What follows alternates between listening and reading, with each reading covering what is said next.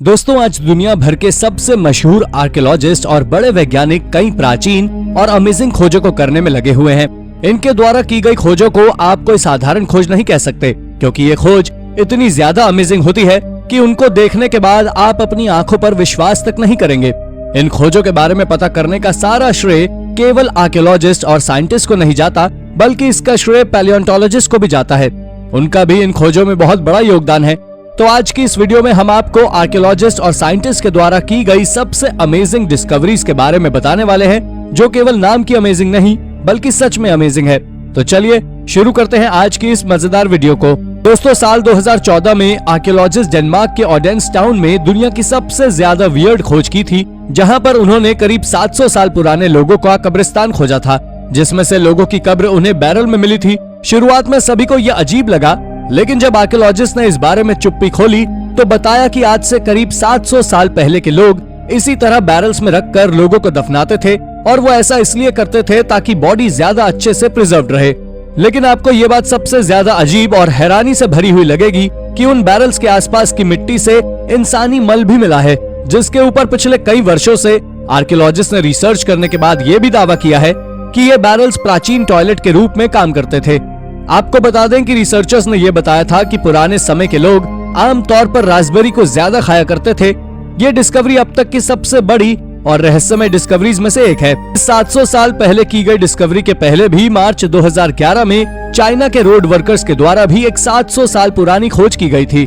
दरअसल ये खोज स्ट्रीट को एक्सपैंड कर रोड बनाने के दौरान की गई थी, जिसमें वर्कर्स को मिंग डायनेस्टी के एरा की एक मम्मी मिली थी, जिस कॉटन से सुंदर और अच्छे तरीके से कवर्ड किया गया था, जिससे आर्कियोलॉजिस्ट ने यह अंदाजा लगाया कि ये मम्मी किसी हाई क्लास एलीट मेंबर की है, जो करीब 1368 से 1644 के बीच की है।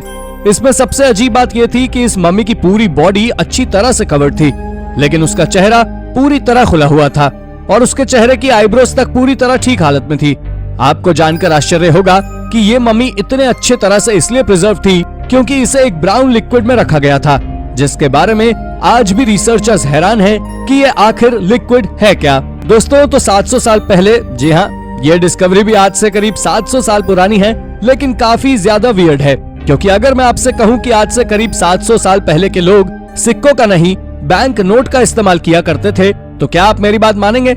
जी नहीं। तो आपको बता दें कि साल 2016 में आर्कियोलॉजिस्ट ने ऑस्ट्रेलिया में एक मिंग डायनेस्टी के लकड़ी के बने बुद्धिस्ट स्कल्पचर्स में से एक मिंग डायनेस्टी का ही बैंक नोट खोजा था, जो कुछ इस तरह नजर आ रहा था।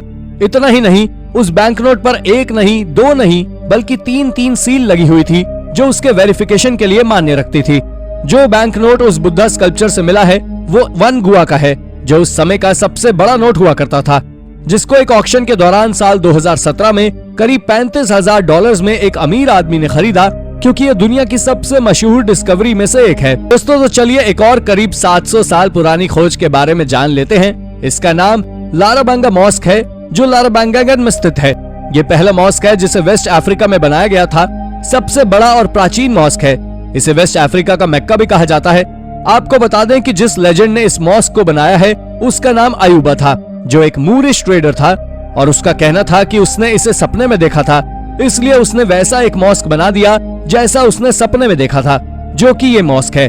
वो केवल मिट्टी और रीड से करीब 1942 में बनाया गया था, जिसमें आदमी और औरतों के लिए अलग अलग एंट्रेंस थे, और उसमें एक तीसरा एंट्रेंस भी था जो केवल गाने बजाने वालों के लिए हुआ करता था। ये 1970 के समय काफी कमजोर पड़ गया था, जिसको बनाए रखने के लिए उसके ऊपर सीमेंट की कई परतें लगाई गई, और आज भी ये मौजूद है। तो आपका क्या कहना है इसके बारे में? हमें कमेंट करके जरूर बताएं। ये खोज साल 2011 में स्विस के एक आर्किविस्ट के द्वारा की गई थी। दरअसल इसके पीछे काफी बड़ी कहानी है। आपको बता दें, जब साल 2011 में एक आर्किविस्ट ने एक 16वीं शताब्दी के किताब की कवर को रिस्टोर करने का जिम्मा लिया, और जैसे ही उसने उस किताब को खोला, उसने जो देखा वो वाकई चौंक उठा, क्योंकि उसमें से एक करीब 600 साल पुराना ताश के पत्तों के जैसे खेले वाले खेल के पत्तों को खोजा। दरअसल एक्सपर्ट्स का मानना है कि ये कार्ड एक प्रकार के खेल के हैं जिसे जैज नाम से जाना जाता था। ये कार्ड 16वीं शताब्दी में किसी कार्डबोर्ड के जैसे मटेरियल से बनाया गया था, और आप जान ले कि शायद इन कार्ड्स को छिपाया गया था, क्योंकि गैम्बल न केवल आज बल्कि पहले भी इलीगल था। इसे 1572 में इलीगल घोषित कर दिया गया था, और अगर तब भी आप इसे 15वीं या 16वीं शताब्दी में खेलते हुए पकड़े जाते तो आपको 10 गोल्ड के पीसेस फाइन के रूप में भरने पड़ते थे। ये जैज नाम का कार्ड गेम भी पोकर की तरह ही होता है। ये जो भी था पर बहुत अजीब था और ये अब तक की सबसे जानकारी भरी खोजों में से एक है। तो चलिए दोस्तों, अब 1231 की ओर चलते हैं, जब सेंट एंथनी की एडेमा में मृत्यु हुई थी। दरअसल इनकी मृत्यु एक बहुत ही दर्दनाक तरीके से हुई थी। मृत्यु के समय इनकी पूरी बॉडी कुछ इस तरह सूज गई थी जैसे कि किसी ने इनमें हवा भर दी हो। लेकिन कहानी अभी शुरू नहीं हुई है और इन्हें बकायदा मान सम्मान के साथ दफना दिया गया। लेकिन इन्हें साल 1263 में कब्र से खोदकर वापस निकालने के लिए इनकी कब्र को दोबारा खोदा गया, क्योंकि इन्हें नई जगह दफनाया जाना था। पर हैरानी की बात तो ये है कि जब उनकी कब्र खोदी गई तो उनकी बॉडी के सारे पार्ट्स पूरी तरह डिकम्पोज हो चुके थे, लेकिन उनके टंग अब तक डिकम्पोज नहीं हुई थी। उनकी जीभ पूरी तरह गीली और फ्लेक्सिबल थी, जैसे कि किसी जिंदा इंसान की होती है। तब वहां के लोगों ने यह दावा किया कि ऐसा इसलिए हुआ क्योंकि उन्होंने हजारों फ्रांस और इटली के लोगों का धर्म क्रिश्चियनिटी में बदला था, जिसके चलते उन्हें जीसस ने वरदान दिया। ये बात वाकई बहुत अजीब है, लेकिन क्या ऐसा किसी फिनोमिनन के चलते या फिर सच में गॉड जीसस ने उन्हें वरदान दिया? भाई मुझे तो नहीं पता, पर आपका क्या कहना है हमें कमेंट में जरूर बताएं। ये बात तो आप सभी जानते ही होंगे कि आज दुनिया से कितनी सारी लैंग्वेजेस विलुप्त हो चुकी हैं और बहुत सी बरकरार भी हैं, जिन्हें आज लोगों के द्वारा बोला जाता है। लेकिन एक लॉस्ट लैंग्वेज का पता हाल ही में मिले एक आर्टिकल में मिला है, जो करीब 400 साल पुराना है। इस लेटर को साल 2010 में खोजा गया था। इस नोट को एक स्पेनिश ऑथर के द्वारा लिखा गया था और आपको जानकर आश्चर्य होगा कि लैंग्वेज एक्सपर्ट्स का इसके बारे में मानना है कि ये एक लेटर का ट्रांसलेशन है जो नॉर्दर्न पेरू के इंडिजिनियस पीपल के द्वारा बोली जाती थी और 14वीं शताब्दी में उसे एक स्पेनिश ऑथर के द्वारा ट्रांसलेशन कर लिख दिया गया था। उन्होंने उस लेटर में स्पेनिश और अरेबिक नंबर्स के सिंबल्स के साथ लिखा था, लेकिन उससे पहले इस तरह की लैंग्वेज को कहीं देखा नहीं गया था। साउथ अफ्रीका के कुछ महान लैंग्वेज एक्सपर्ट्स का इस बारे में ये कहना है कि ये लैंग्वेज किसी अननोन लैंग्वेज के साथ क्वेशुआ लैंग्वेज को असेंबल कर लिखा गया, पर ये केवल दावे हैं, लेकिन इस लैंग्वेज के पीछे का रहस्य आज तक बरकरार है। दोस्तों, विलियम शेक्सपियर के बारे में तो आप सभी ने सुना होगा, क्योंकि वो एक महान राइटर जो हैं, लेकिन इनके कुछ रिटन आर्टिकल्स को तभी बैन किया जा चुका था जब ये जिंदा थे। दरअसल विलियम शेक्सपियर ने सर थॉमस मूर की एक किताब में अपना 147 लाइन का योगदान दिया था, जिसमें रायट्स के उस प्रोटेस्ट के बारे में बताया गया था जहां रायट्स ने फ्लेमिश के प्रेजेंस के खिलाफ प्रोटेस्ट किया था। इस प्रोटेस्ट के दौरान इमिग्रेंट्स ने पत्थर और ईंटों के साथ साथ गर्म पानी से भी हमला किया था। इस इवेंट को इविल मे डे नाम दिया गया था। इस किताब में कई सारी अजीब अजीब बातों के बारे में भी बताया गया, लेकिन क्वीन सेंसर एडमंड टिल्नी के द्वारा बैन कर दिया गया था। आपको बता दें कि उन्होंने इस किताब को बैन करने के पीछे का कोई कारण तो नहीं बताया था, लेकिन इससे आप इस बात का पता कर सकते हैं कि एक समय पर विलियम शेक्सपियर जैसे राइटर की किताब भी बैन हुई थी, जो बहुत बड़ी बात है। दोस्तों, इस वीडियो में दिख रहे कैनो को सदर्न मेक्सिको के एक तट से खोजा गया था। ये दिखने में काफी ज्यादा पुराना और अजीब है, लेकिन ये फिट नहीं है, जिसे आज से करीब 1000 साल पहले बनाया गया था। इसे मेक्सिको में एक टूरिस्ट फोकस रेलवे के कंस्ट्रक्शन के दौरान खोजा गया था, जिसे आज माया ट्रेन नाम से जाना जाता है, जिसे बनाने के चक्कर में एंशिएंट माया के द्वारा बनाए गए कई स्ट्रक्चर्स को तोड़ा गया था, जिसके चलते आज आर्कियोलॉजिस्ट को ये करीब 5 फीट लंबा और 1000 साल पुराना कैनो मिला। ये सच में एक अमेजिंग डिस्कवरी है और आर्कियोलॉजिस्ट ने न केवल ये कैनो बल्कि कई और आर्टिफैक्ट्स भी उस जगह से खोजे थे। ये डिस्कवरी नॉर्दर्न ग्वाटेमाला के जंगल में की गई है, जो प्राचीन समय में ला कोरोना नाम से जाना जाता था। यहाँ से कई ऑल्टर्स मिले हैं जो करीब 1500 साल पुराने हैं। ये ला कोरोना साइट पर खोजे गए सबसे प्राचीन थिंग्स में से एक है। ये प्राचीन माया सिविलाइजेशन के द्वारा बनाए गए थे, जो 250 से 900 एडी तक यहाँ रह चुके हैं। National museum of archaeology and ethnology की माने तो उनका कहना है कि ऑल्टर्स पर बने कार्विंग्स कैनुल डायनेस्टी की नींव को दर्शाते हैं, जिन्होंने माया पर करीब 200 सालों तक राज किया। इनके राजा की एक कार्विंग इन ऑल्टर्स पर मौजूद है, जिसमें वो दोनों हाथों में सांप लिए हुए हैं और इसी के चलते कैनुल डायनेस्टी के राजाओं को स्नेक किंग्स भी कहा जाता है। ये डिस्कवरी ज्यादा डरावनी तो नहीं है, लेकिन काफी ज्यादा ही अजीब है। दोस्तों, आज से करीब 4 साल पहले यूएसए के कैलिफोर्निया में एक आइलैंड पर एक्सकवेशन के दौरान रिसर्चर्स ने एक मैमथ स्कल खोजा था, जो आज तक आर्कियोलॉजिस्ट और पैलेंटोलॉजिस्ट के लिए मिस्ट्री बना हुआ है। आर्कियोलॉजिस्ट ने पहले भी कई सारे मैमथ स्कल्स खोजे हैं, लेकिन ये सबसे ज्यादा अजीब था क्योंकि उन्होंने आज से पहले मैमथ की इस प्रजाति को नहीं देखा था। जिसके बाद रिसर्चर्स ने शुरुआत में ये अनुमान लगाया कि ऐसा मैमथ किसी डिफॉर्मेशन के चलते पैदा हुआ होगा, तो कुछ का मानना था कि ये मैमथ की ट्रांजिशनल स्पीशीज है। ये स्कल आज से करीब 13,000 साल से भी ज्यादा पुराना है, जो कैलिफोर्निया में रहने वाले मैमथ के आकार से काफी ज्यादा ही छोटा था। इसके पीछे का कारण तो आज तक कोई नहीं जान पाया है, लेकिन साइंटिस्ट ने ये दावा जरूर किया है कि इसका छोटा आकार हमें ये बताता है कि ये मैमथ आइलैंड पर फंस गया होगा और पर्याप्त रिसोर्सेज ना मिलने के कारण ये श्रिंक हो गया। लेकिन सच्चाई का अंदाजा किसी को नहीं है। दोस्तों, आर्कियोलॉजिस्ट ने जब साल 2013 में टाउन ऑफ सदर्न सी का एक्सकेवेशन किया तो उन्हें वहाँ से एक कब्र मिली, जिसे देखकर वो हैरान हो गए, क्योंकि कब्र साफ तौर पर समझ आ रही थी कि उसे इजिप्ट के तुतनखामून के द्वारा बनाया गया था। ये टूम्ब काफी ज्यादा अनमोल था। इसका अंदाजा आप इसी बात से लगा सकते हैं कि आखिर आर्कियोलॉजिस्ट और साइंटिस्ट ने इस कब्र को करीब 14 सालों तक एक राज बनाकर इस पर रिसर्च की, जिसके बाद साल 2019 में उन्होंने जनता के सामने पुख्ता सबूत रखे कि उन्होंने एक अनूठा कब्र खोजा है जो 6th सेंचुरी में दफनाया गया था, जो किसी महान योद्धा का है या फिर किसी लोकल लीडर का।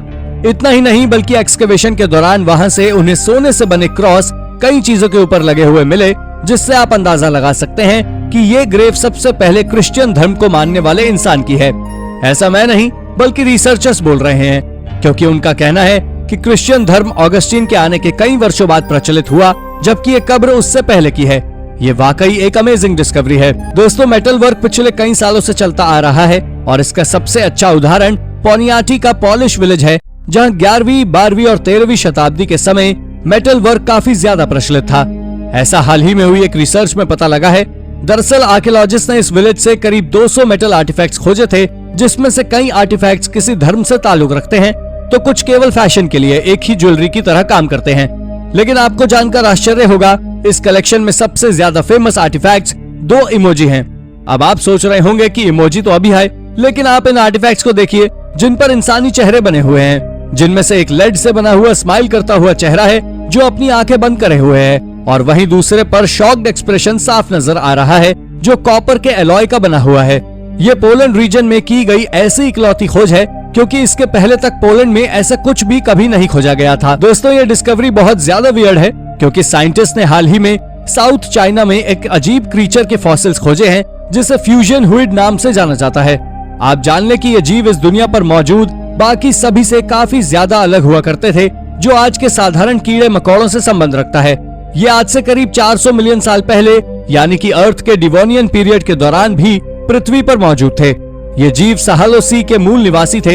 इस जीव की डिफेंस करने की कैपेबिलिटी और पैर से खाना खाने की आदत के साथ साथ और भी कई बातें अजीब थी।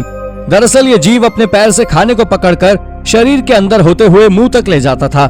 इस जीव के किनारे वाले हिस्से पर कुछ स्पाइक लगे हुए होते थे, और ये डिस्कवरी काफी ज्यादा अमेजिंग है। दोस्तों, फेदर्स एक अच्छा मटेरियल है, लेकिन अगर मैं आपसे कहूँ कि फेदर्स को प्राचीन समय में लोग न केवल सजावट के लिए उपयोग करते थे, बल्कि इनसे शील्ड भी बनाते थे, तो क्या आप मेरी बात मानेंगे? जी नहीं। तो आपको बता दें कि प्राचीन समय में, यानी आज से करीब 1300 साल पहले, मौका पीपल फेदर से बनी चीजों का उपयोग किया करते थे। अब आप जरा इस शील्ड को देखिए, जिसे ब्राउन और रेड कलर की शीट से सजाया गया था, और इसके अंदर कई सारे फेदर्स भी भरे हुए थे, जो देखने में किसी शील्ड की तरह नजर आ रही हैं। लेकिन जब रिसर्चर्स ने इस पर रिसर्च की तो पता लगा कि इस पर किसी तरह के कोई निशान नहीं है, जो इस बात को दर्शाते हैं कि ये किसी सेरेमोनियल रिचुअल के तहत बनाया गया होगा। आपको जानकारी दे दें कि उस मिस्टीरियस मौका सिविलाइजेशन के बारे में बहुत कम लोग ही जानते हैं, जो इस डिस्कवरी को और भी ज्यादा अमेजिंग बनाती है। दोस्तों, ईस्टर के बारे में तो आप में से ज्यादातर लोग जानते होंगे, क्योंकि इस त्योहार में अंडे को सजाकर एक दूसरे को गिफ्ट किया जाता है। लेकिन ये प्रथा आज से करीब 500 साल पुरानी है। अब आप सोच रहे होंगे कि इतने दावे के साथ तो हम कैसे बोल सकते हैं? तो आपको जानकर आश्चर्य होगा कि हाल ही साल 2017 में यूक्रेन की एक सिटी में करीब 500 सालों से ड्रेनेज सिस्टम में दबा हुआ एक पुराना ईस्टर एग मिला है। ये एग उस सदी का है जब अंडे चॉकलेट या खाने लायक नहीं होते थे। इस अंडे को सजाने के लिए कई तरह की कार्विंग्स की गई है। ये ईस्टर एग पोलैंड और यूक्रेन के बॉर्डर के पास खोजा गया था, जिससे आर्कियोलॉजिस्ट ने यह अंदाजा लगाया है कि ये ईस्टर एग शायद पोलैंड का है, क्योंकि पोलैंड में इस क्रिश्चियन फेस्टिवल को बहुत ही जोरों शोरों से मनाया जाता है।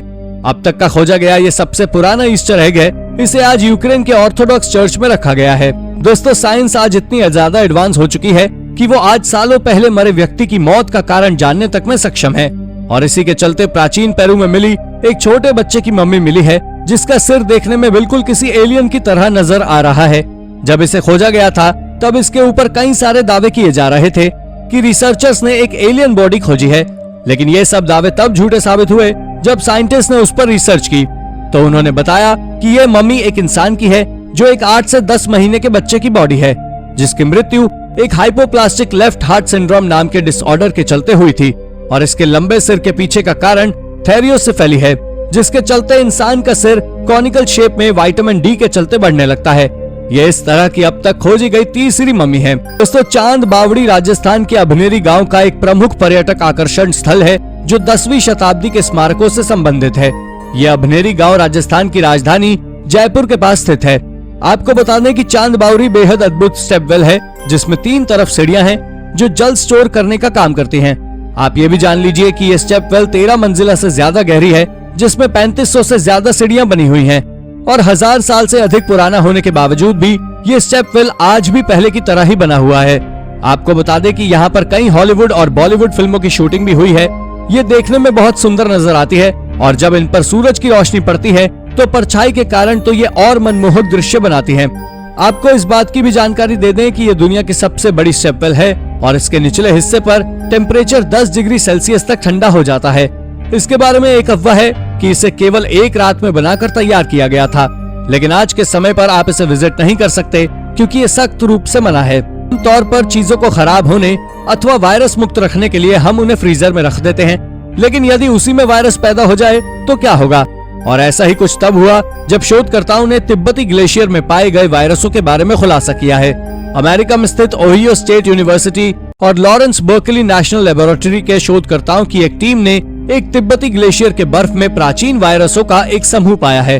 उन्होंने अपनी खोज को bioactive preprint server for biology नामक पत्रिका में प्रकाशित भी किया था।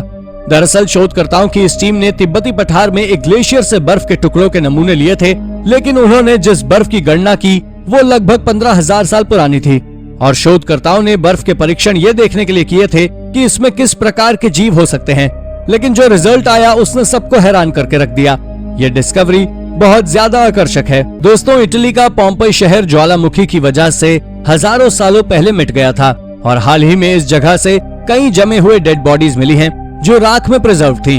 और उन्हीं बॉडीज के एक्सकेवेशन के चलते इस शहर से एक कैंटीन सामने निकल कर आई है। यहाँ से कुछ डिब्बों में खाने के आइटम भी मिलने की बात रिसर्चर्स ने बताई है। यही नहीं, इस कैंटीन में मेन्यू कार्ड दीवारों पर छापे गए थे ताकि लोग तस्वीरों को देखकर ऑर्डर कर सकें। पोम्पई की इस कैंटीन में कई चूल्हे मिले जिसमें खाना बनाकर लोगों को परोसा जाता था। इस तरह की कैंटीन में खाना गर्म रखने के लिए मिट्टी की हांडियों का इस्तेमाल किया जाता था। पुरातत्वविद अब ये पता करने में जुटे हुए हैं कि उस समय के लोग कौन कौन सी डिश खाना पसंद करते थे। ये खोज वाकई अद्भुत है। दोस्तों, पत्थर का इस्तेमाल हमारे पूर्वज सदियों से करते आ रहे हैं, लेकिन कब से ये बात आज भी एक रहस्य है। लेकिन साल 2020 में आर्कियोलॉजिस्ट ने मेक्सिको में करीब 19,000 स्टोन आर्टिफैक्ट्स की खोज की थी, जो एस्टेलेरो माउंटेन्स रीजन में बनी एक चिक्विहुइट नाम की गुफा में की गई थी। उन 19,000 स्टोन आर्टिफैक्ट्स में से कई सारे स्टोन टूल्स के सेट्स थे, जो पहले तो एक साधारण बात लगी, लेकिन अंत में जब रिसर्चर्स ने इसकी कार्बन डेटिंग की तो पता लगा कि ये स्टोन टूल सेट्स करीब 30,000 साल से भी ज्यादा पुराने हैं। लेकिन इतिहास में तो ये बताया गया है कि हमारे पूर्वजों ने स्टोन टूल्स का निर्माण 15,000 से 20,000 साल पहले किया था। तो ये 30,000 साल पुराने स्टोन आर्टिफैक्ट्स मिलना आखिर कैसे संभव है? ये बात रिसर्चर्स के लिए आज तक एक मिस्ट्री बनी हुई है, जो जल्दी सुलझने वाली नहीं है। दोस्तों, जब एक बच्चा बोर हो रहा होता है तो वो खिलौनों के साथ खेलने लगता है, लेकिन क्या कभी आपने सोचा है कि आखिर खिलौने कितने समय पहले से बच्चों को बहलाने का काम कर रहे हैं? अगर नहीं तो आपको बता दें कि हाल ही में आर्कियोलॉजिस्ट ने इंग्लैंड के हैड्रियंस वॉल के पास के विंडोलांडा नाम के टाउन में बने एक एंशिएंट रोमन फोर्ट से कई सारे लेदर के द्वारा बनाए गए खेलने वाले चूहे खोजे हैं, जिसके बारे में आर्कियोलॉजिस्ट का कहना है कि ये लेदर टॉयज करीब 1900 साल पुराने हैं। वो लेदर के प्रत्येक चूहे करीब 5 इंच लंबे और 1 इंच चौड़े थे। और इतना ही नहीं, बल्कि आप इस लेदर माउस को देखकर ये भी कह सकते हो कि प्राचीन समय के लोग भी काफी ज्यादा अक्लमंद हुआ करते थे, क्योंकि उन चूहों के ऊपर छोटी छोटी मार्किंग्स थी जो चूहे के फर को प्रदर्शित करती है। ये खिलौनों के मामले में अब तक की दूसरी सबसे बड़ी डिस्कवरी है। दोस्तों, आपका दुनिया के सबसे बड़े पिरामिड के बारे में क्या मानना है? मुझे मालूम है कि आप में से ज्यादातर लोग इस मामले में the great pyramid of Giza के बारे में सोच रहे होंगे, लेकिन अगर आप भी ऐसा सोच रहे हैं तो आप गलत हैं। दुनिया का सबसे बड़ा पिरामिड मेक्सिको में है, जो वहाँ एक पहाड़ बना हुआ है। इसे वहाँ के लोकल लोगों के द्वारा लाची हुआलचपैटल नाम से जाना जाता है और उस पहाड़ को नाहुटल नाम से जाना जाता है, जिसका मतलब हाथ से बनाया हुआ होता है। लेकिन बाकी सारी दुनिया में इसे पिरामिड ऑफ चोलुला नाम से जाना जाता है। ये न केवल दुनिया का सबसे बड़ा पिरामिड है बल्कि इस प्लैनेट पर बना अब तक का सबसे बड़ा मॉन्यूमेंट है, जिसका वॉल्यूम करीब 13,000 क्यूबिक फीट है, जो the great pyramid of Giza से 2 गुना ज्यादा विशाल है। यह पिरामिड कितना ज्यादा अमेजिंग है अब तक तो आप जान ही चुके होंगे। दक्षिण भारत के लगभग हर शहर में ऐसे कई प्राचीन फोर्ट्स मौजूद हैं जो दक्षिण भारत के इतिहास को समझने में मदद करते हैं। केरल, तमिलनाडु, कर्नाटक आदि शहरों में आज भी ऐसे कई प्राचीन फोर्ट्स मौजूद हैं और तेलंगाना के वारंगल शहर में स्थित वारंगल किला उन्हीं प्राचीन फोर्ट्स में से एक है। इस भव्य किले का निर्माण 12वीं शताब्दी के आसपास काकतीय राजवंश के राजा गणपति देव ने किया था, लेकिन कुछ समय बाद उनकी मृत्यु हो गई, जिसके बाद उनकी बेटी रुद्रमा देवी ने इसका निर्माण करवाया था। इस फोर्ट पर कई बार हमला किया गया था, लेकिन मिस्ट्री ये है कि इस किले में एक शिवलिंग स्थापित है जो बिल्कुल सिलेंड्रिकल शेप का है और इस पर कोई निशान है। तो कई सौ सालों पहले ऐसी कौन सी टेक्नोलॉजी थी जिससे ऑब्जेक्ट को डिजाइन करने के दौरान एक भी निशान नहीं छूटते थे? ये वाकई बहुत हैरान कर देने वाली बात है। दोस्तों, इतिहास के बारे में जानकारी उनके मिले हुए सबूतों से लगती है, लेकिन आज मॉडर्न साइंस की दुनिया में प्राचीन चीजों को अद्भुत नहीं समझा जा रहा है और न ही उन्हें महत्व दिया जाता है।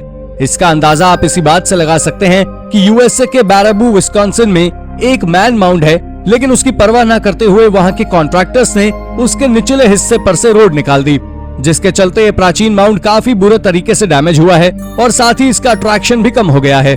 इसके बारे में ये तो अब तक किसी को पता नहीं है कि इस माउंड को आखिरकार किसने बनाया, लेकिन इसके पास लिखा एक नोट ये बताता है कि इसे माउंट बिल्डर्स नाम के एक कल्चरल ग्रुप के द्वारा आज से करीब 1200 साल पहले बनाया गया था। ये मिस्ट्री कुछ ज्यादा ही वियर्ड है। दोस्तों, यदि इतिहास के दस्तावेज ये बताते हैं कि कोलंबस अक्टूबर 1492 में अमेरिका पहुंचे, तो हाल की पुरातात्विक खोजें हमें ये बताती हैं कि उस तारीख से कई दशक पहले ही कुछ यूरोपीय नई दुनिया में आ चुके थे, जिसका पता वहाँ खोजे गए मोतियों से लगा है। आपको बता दें, अलास्का में जिस स्थान से ये मोती खोजे गए हैं वो प्राचीन व्यापार मार्गों की विशेषता वाला क्षेत्र है। इन मोती के बीच में एक छेद के साथ ये एक ब्लूबेरी से थोड़ा अधिक बड़े और बेरी के समान रंग के ही हैं, जिन्हें 1440 और 1480 के बीच दिनांकित किए गए हैं। ये मोतियों पर नहीं बल्कि पाए गए स्ट्रिंग पर किए गए रेडियो कार्बन परीक्षण द्वारा प्रमाणित हैं। इन्हें देखने पर ऐसा मालूम होता है कि शायद उन्हें गहने के रूप में पहनने के लिए इस्तेमाल किया जाता था, लेकिन असल में मिस्ट्री तो ये है कि जब कोलंबस 1492 में यूरोप पहुंचे तो ये मोती उनसे पहले आखिर कैसे अलास्का में आए, ये बात आज भी एक गुत्थी की तरह उलझी हुई है। दोस्तों, कुचिटनी ट्रिपलियन कल्चर के बारे में तो आप में से बहुत से लोग जानते होंगे। दरअसल ये इतने ज्यादा प्रसिद्ध जो हैं क्योंकि ये एकमात्र ऐसा कल्चर था जो जहां भी रहता था अपने सेटलमेंट्स बनाता था, लेकिन जब ये जगह की तख्ता पलट करते थे तब ये अपने पुराने सेटलमेंट्स को पूरी तरह जलाकर हर सबूत मिटा दिया करते थे और उसके बाद ये जगह बदलते थे। इनके सबसे पहले होने के सबूत रोमानिया में मिले थे, जो करीब 7,500 साल पुराने थे, लेकिन उसके बाद जब इस सेटलमेंट पर रिसर्च की गई तब इनके होने के सबूत मोल्डोवा और यूक्रेन में भी मिले, जो दिखाते हैं कि ये कल्चर पूरी तरह से 2700 साल पहले खत्म हो गया था। लेकिन आपको जानकर हैरानी होगी कि इस कल्चर के लोग कुछ कच्ची मिट्टी के आर्टिफैक्ट्स उस आग में छोड़ देते थे, जो बहुत अजीब बात रही है कि आखिर वो पूरे सेटलमेंट्स को तबाह करते थे, लेकिन फिर वो मिट्टी के आर्टिफैक्ट्स को कैसे वहां छोड़ देते थे, ये बात आज भी एक रहस्य है। डेल्फी एक प्राचीन शहर है जो सबसे महत्वपूर्ण ग्रीक मंदिर और अपोलो के दैवज्ञ की सीट है। ये कोरिंथ की खाड़ी से लगभग 6 मील दूर माउंट परनासस की खड़ी निचली ढलान पर फोकस के क्षेत्र में स्थित है। डेल्फी अब अच्छी तरह से संरक्षित खंडरों वाला एक प्रमुख पुरातात्विक स्थल है। इसे 1987 में यूनेस्को की विश्व धरोहर स्थल घोषित किया गया था। प्राचीन यूनानियों द्वारा डेल्फी को विश्व का केंद्र माना जाता था, लेकिन प्राचीन मिथ के अनुसार ज़्यूस ने 2 ईगल जारी किए थे, एक पूर्व से और दूसरा पश्चिम से, और उन्हें केंद्र की ओर उड़ने के लिए प्रेरित किया। वो डेल्फी के भविष्य के स्थल पर मिले और उस स्थान को ओम्फोलिस यानी नाभि नामक एक पत्थर से चिन्हित किया गया, जिसे बाद में अपोलो के मंदिर में रखा गया था। किंवदंती के अनुसार डेल्फी में दैवज्ञ मूल रूप से पृथ्वी की देवी गैया का था और उसके बच्चे अजगर सर्प द्वारा संरक्षित था। कहा जाता है कि अपोलो ने अजगर को मार डाला और वहां अपना खुद का दैवज्ञ स्थापित किया। ये थोड़ा क्रीपी है। दोस्तों, 1872 के अंत में विनिपेशकी लेक के पास सेनेका लैंड के लिए एक बाढ़ पोस्ट खोदने वाले श्रमिकों के एक समूह ने एक अजीब अंडे के आकार की कलाकृति की खोज की, जो साफ तौर पर यह बता रही थी कि ये प्रकृति का काम नहीं है। पत्थर को 2 अलग अलग आकार को औजारों के साथ एंड टू एंड ड्रिल किया गया था और इसकी सतह के ऊपर चिकनी पॉलिश की गई थी।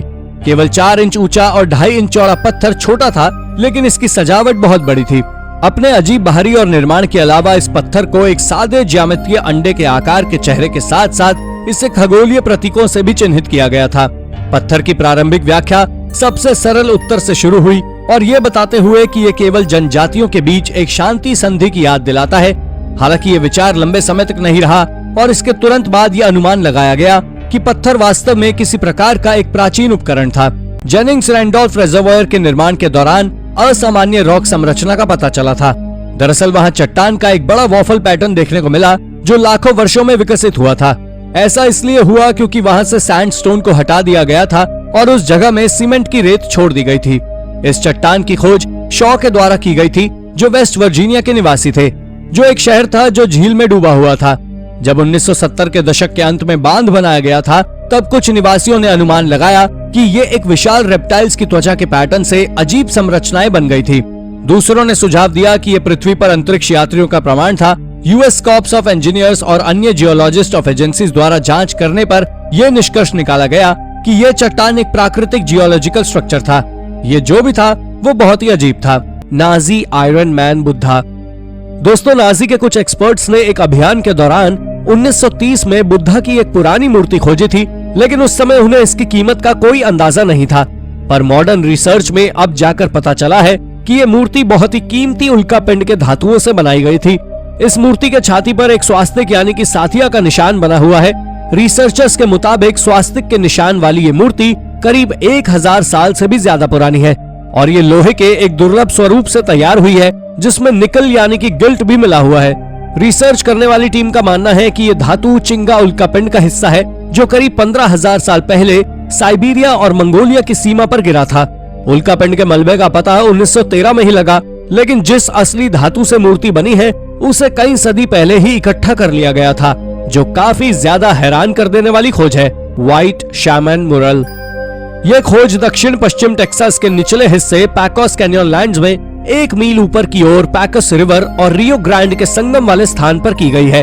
वहीं व्हाइट शैमन रॉक शेल्टर को चूना पत्थर की घाटी के अंत में एक चट्टान के ऊपर उकेरा गया है। वहाँ एक छोटे से एल्कोव में 26 फुट लंबा चित्रलेखों का संग्रह एक चिकनी दीवार पर फैला हुआ है, जो पश्चिम की ओर नजर आता है।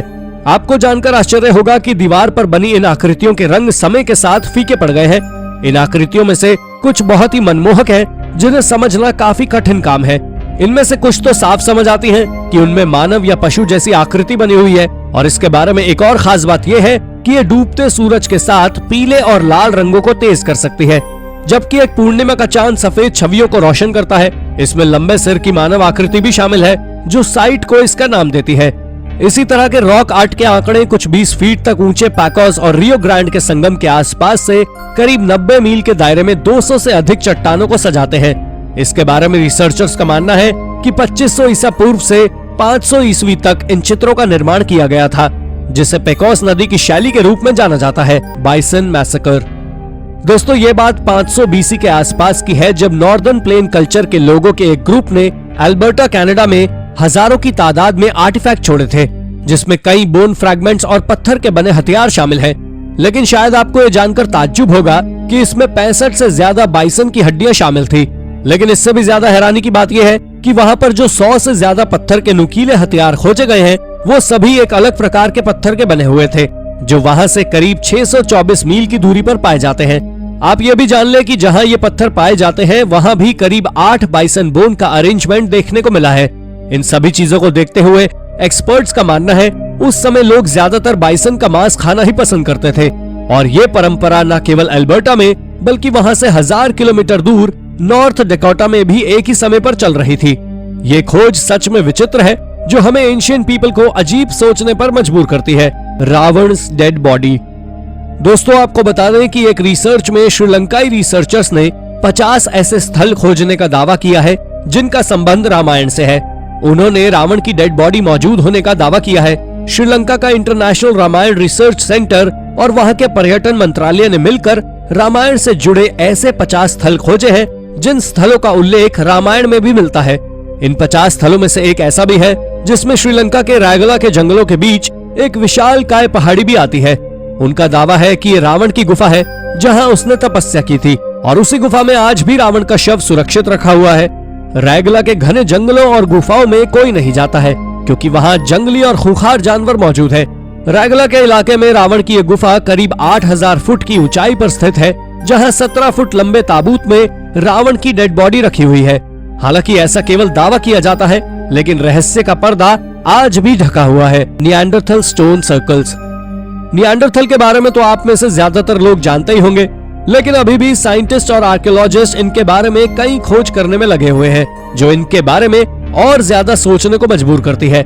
आप जान लें कि निएंडरथल दुनिया के सबसे होशियार प्राचीन लोगों में से एक है, जिनके दिमाग में सारे आइडिया आते थे, और इसका खुलासा हाल ही में हुई एक डिस्कवरी में हुआ है। दरअसल आर्कियोलॉजिस्ट ने साल 1990 में साउथ वेस्टर्न फ्रांस में एक केव में कई सारे लेयर्ड रिंग स्ट्रक्चर्स खोजे थे, जिसके बारे में एक्सपर्ट्स का मानना है कि निएंडरथल ने इस साइट के साथ बहुत कुछ किया है। इन्होंने उस साइट पर स्टैलेग्माइट्स खोजे हैं, जो बहुत ज्यादा विचित्र तरीके से असेंबल्ड है। आर्कियोलॉजिस्ट ने अपनी इस रिसर्च के दौरान बताया है कि ये स्ट्रक्चर्स ब्रोनिकल केव में करीब 1,76,000 साल पहले बनाए गए थे। लेकिन मिस्ट्री ये है कि आखिर निएंडरथल ने इन केव स्ट्रक्चर्स को क्यों बनाया। पर जो भी हो, ये बात इसको तो साबित करती है कि निएंडरथल हमारी सोच से भी ज्यादा इंटेलिजेंट थे। Ghost cavalry of Gondor. दोस्तों, साल 2002 में सेंट्रल फ्रांस में हुए हाईवे कंस्ट्रक्शन की खुदाई के दौरान वर्कर्स ने कुछ ऐसा खोजा जिसे देख सबका दिल दहल उठा। दरअसल उन्होंने वहां एक कब्र खोजी जो आयरन एज के दौरान की थी। अब आप सोच रहे होंगे कि आयरन एज की तो कई सारी कब्र आर्कियोलॉजिस्ट खोज चुके हैं, फिर इसमें क्या खास है। जी हाँ, इसमें एक खास बात यह है कि इस कब्र में लगभग 7 से ज्यादा स्केलेटन दफन थे, जिसमें 7 आदमियों के स्केलेटन के साथ साथ 8 घोड़ों के स्केलेटन भी दफन थे, जो कि एक सेल्टिक ट्राइब का हिस्सा थे और उन्हें गॉल्स नाम से जाना जाता था। ये 5th सेंचुरी बीसी में वेस्टर्न यूरोप में रहा करते थे। इन सभी स्केलेटन्स के सिर साउथ की ओर थे और उनके पैर ईस्ट की ओर थे। इसके साथ ही इनके हाथ एक दूसरे के चेस्ट पर रखे हुए थे। अब ये किसी रिचुअल के चलते हुए हुआ या किसी युद्ध के दौरान मारे गए सैनिकों के स्केलेटन थे, ये बात आज तक कोई नहीं पता कर पाया है। मोरे ये एक अजीब किस्म का स्ट्रक्चर है जो पेरू के मैरास विलेज के साउथ ईस्टर्न पार्ट में बना हुआ है, जो किसी कटोरे के समान बना हुआ स्ट्रक्चर है, जिसमें एक पर्याप्त ऊंचाई पर एक पर्याप्त टेरेस है और ऐसे ही ये पूरा स्ट्रक्चर बना हुआ है।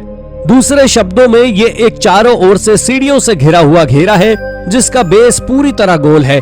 इसका डायमीटर करीब 600 फीट के आसपास है और ये करीब 98 फीट से भी ज्यादा गहरा है, जिसे आज मोरे नाम से जाना जाता है। आपको जानकर आश्चर्य होगा कि ये दुनिया में इकलौती ऐसी प्राचीन साइट है जो करीब सी लेवल से 11,500 फीट की ऊंचाई पर है। इसे इनका साम्राज्य के द्वारा बनाया गया था, लेकिन इसके बनाने का कारण आज तक मिस्ट्री है। एक्सपर्ट्स का मानना है कि ये एक तरह का इरिगेशन सिस्टम है जिसे एंशिएंट सिविलाइजेशन उपयोग किया करते थे। आपको बता दें कि इसकी हर सीढ़ी पर तापमान अलग अलग होता है। ये वाकई एक बहुत अमेजिंग एंशिएंट टेक्नोलॉजी है। Rare statue of an elite woman. दोस्तों, ये खोज मेक्सिको के गल्फ कोस्ट के पास एक सिट्रस ग्रोव को खोदने के दौरान की गई थी। दरअसल साल 2021 में एक फार्मर्स का ग्रुप जब इस जगह क्यारी की खुदाई कर रहे थे, तब उन्हें बड़ी बड़ी आंखों वाला एक फीमेल का 6 फीट लंबा स्टैचू मिला। ये इस किस्म का पहला स्ट्रक्चर है जिसे हुएस्टेका रीजन में खोजा गया है। हालांकि इस बात का अब तक कोई सबूत नहीं है कि ये स्टैचू आखिर किसका है। क्या ये किसी भगवान का है या फिर किसी एलीट वुमन का? इस बात का खुलासा तो अब तक नहीं हुआ है, लेकिन इसमें कुछ ऐसी चीजें जरूर मिली हैं जो इसके एलीट होने का संकेत देती है। Peru session. ये एक प्री हिस्टोरिक साइट है जो कि पेरू के नॉर्दर्न कोस्टल रीजन में आती है। यहाँ चास्मा सेकिम नाम की एक सभ्यता 2400 बीसी के दौरान रहा करती थी, जिसका कैपिटल कैरो सेशन था। आपको बता दें कि कैरो सेशन पूरी तरह मेगालिथिक आर्किटेक्चर से भरा पड़ा है, जिसमें कई स्टीप्ड पिरामिड्स भी आते हैं। आप जान लें कि यहाँ एक करीब 13.5 फीट ऊंची दीवार भी बनी है, जिसमें सैकड़ों की तादाद में ह्यूमन सैक्रिफाइसेस को कार्व किया गया है। इसमें सबसे ज्यादा हैरान करने वाली कार्विंग एक ह्यूमन की है, जो हाथ में बंदूक की तरह कुछ हथियार पकड़े हुए है, जो कि कई सवालों को खड़ा करती है कि जैसे क्या वो बंदूक है? क्या एंशिएंट टेक्नोलॉजी आज की मॉडर्न टेक्नोलॉजी से भी अच्छी थी? इन सभी सवालों के जवाब हम तो नहीं जानते, पर आपका इसके बारे में क्या कहना है हमें कमेंट करके जरूर बताएं। तो दोस्तों, ये थी हमारी एक और इंटरेस्टिंग वीडियो। अगर आपको ये वीडियो पसंद आई हो तो इसे लाइक करें और हाँ, जाते जाते चैनल को सब्सक्राइब भी जरूर कर दीजिएगा। धन्यवाद।